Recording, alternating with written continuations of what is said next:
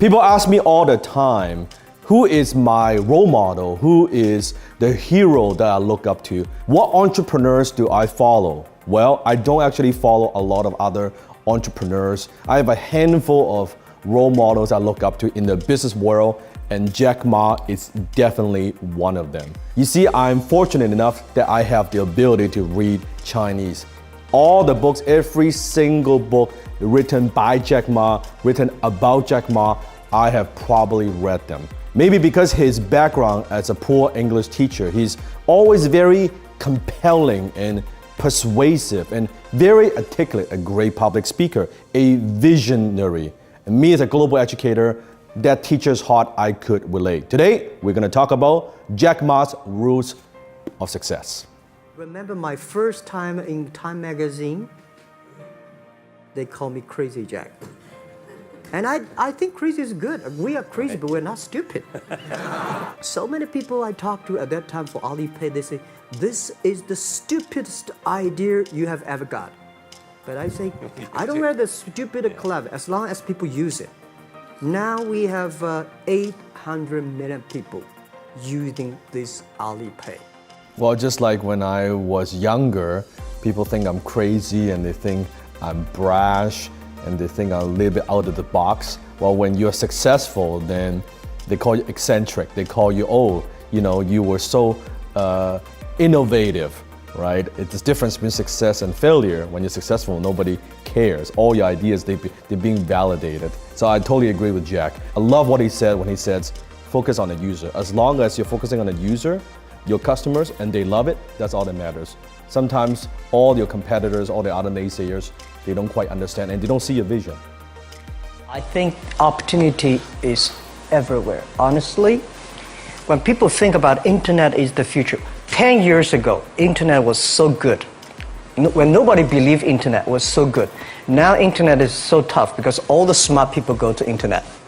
So you should go to the off ground. So I think when it comes to opportunities, I do believe in that. A certain degree, I think we create our own opportunities, but also being a good entrepreneur, being a visionary, it's being able to see the opportunities before anyone else. Just like my other videos, I talk about the blue ocean. How do you create that blue ocean opportunity, identify that, and take advantage of that before anyone else? This is one of the secret sauce of Alibaba is that we have 49, almost 47% of the employees in our company are women. And if any country, any company, if you want to make your company excellent, you should have hire more women.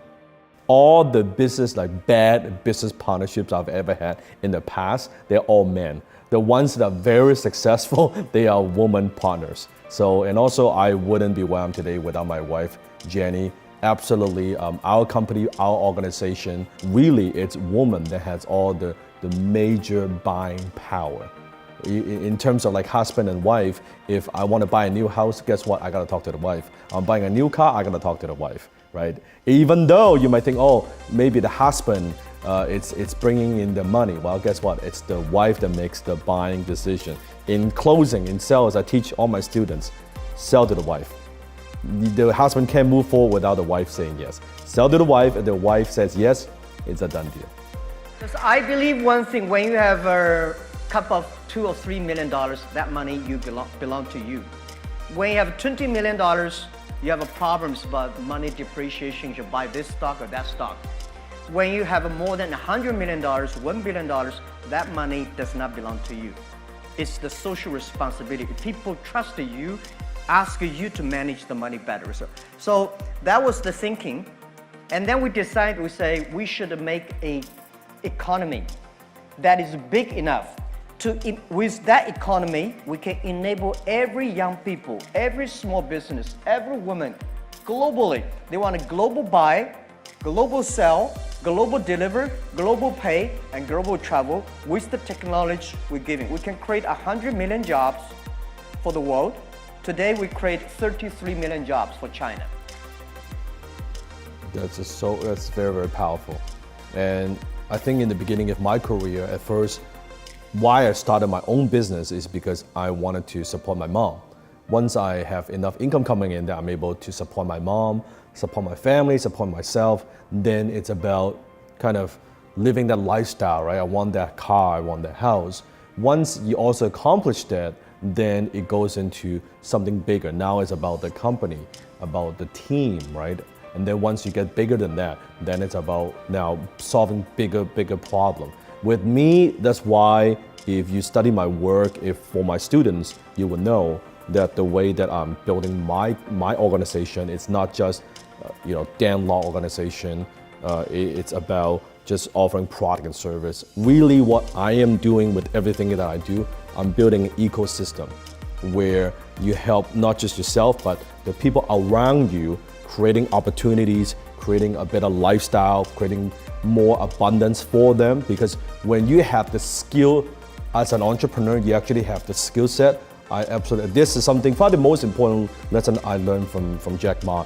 It's think bigger and create an ecosystem. Apple is not a cell phone company. It builds an entire ecosystem that helps the manufacturer to make money. It helps the vendor to make money. It helps the app developer to make money. It helps artists to make money, right? That's an ecosystem. It's not just one thing.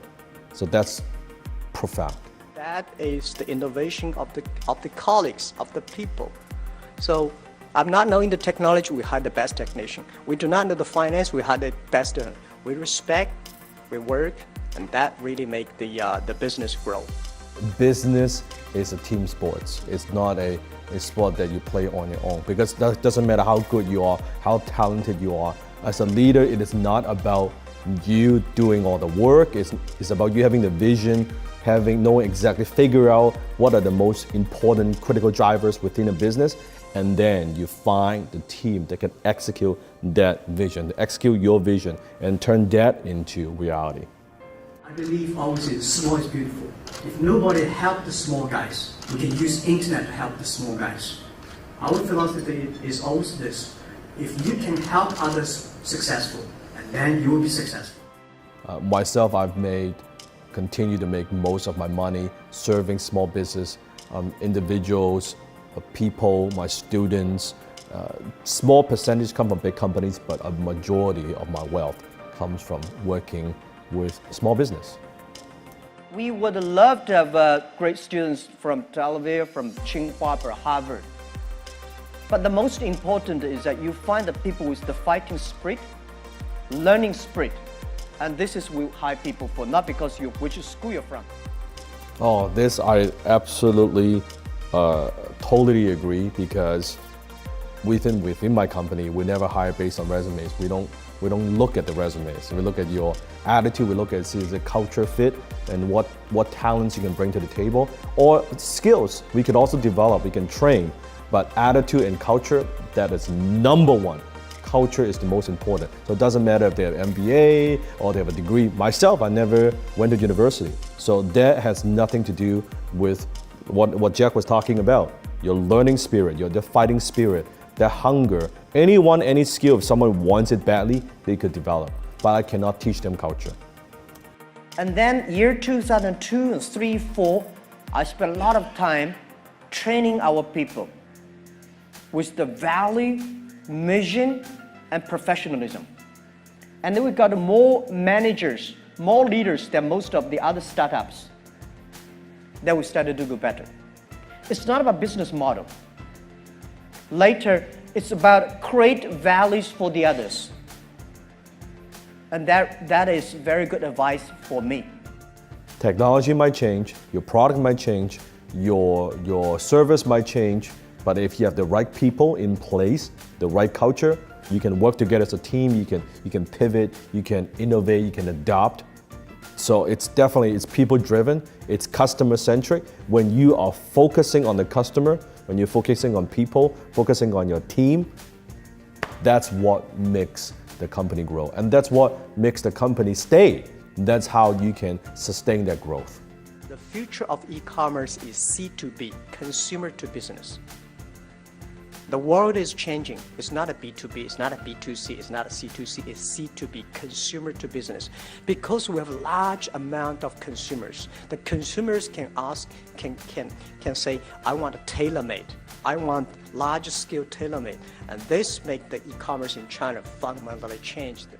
I think this is the most important tip out of all of them, where how you set direction for your company. Meaning, what does that mean? It's not B2B, it's not B2C, C2B, meaning that consumers now they're more demanding than ever. That they want it the way that exactly they want it. They want to consume content exactly how they want, where they want, from whatever a technology, a computer that they want. You know, they choose to watch a show without interruption, without ads. They want to do that, right? They want to watch it from the iPad, they want to watch it from the iPhone, they want to watch it from the TV. They want to be able to do that. That it's up to them. They want to buy and they want to consume on their own terms. Meaning companies, organizations, we need to be able to fulfill that need. If you are still going the model of, oh, you know what, this is what we have, this is what we created, and you should buy some, that model doesn't work. People want to buy on their own terms and they want to spend money on their own terms. So as a company, as your company, organization, how do you do that? Even Coca-Cola, you can see now one of the very successful campaigns that they've done, they personalize the Coca-Cola with people's name. You've seen that before, with their first name. Why? That's the personalization. That's what's working. Even as big, as broad as Coca-Cola, you need to think about how do you custom tailor the needs of your customers. So there you go. Those are the rules of success from Jack Ma. If you want to see more of these type of videos from me, Dan Lok, comment below. I'll see what other leaders, what other entrepreneurs that I follow. You want to hear from their perspective, and you also want to hear from my perspective. Comment below and type in the entrepreneurs you want me to comment next.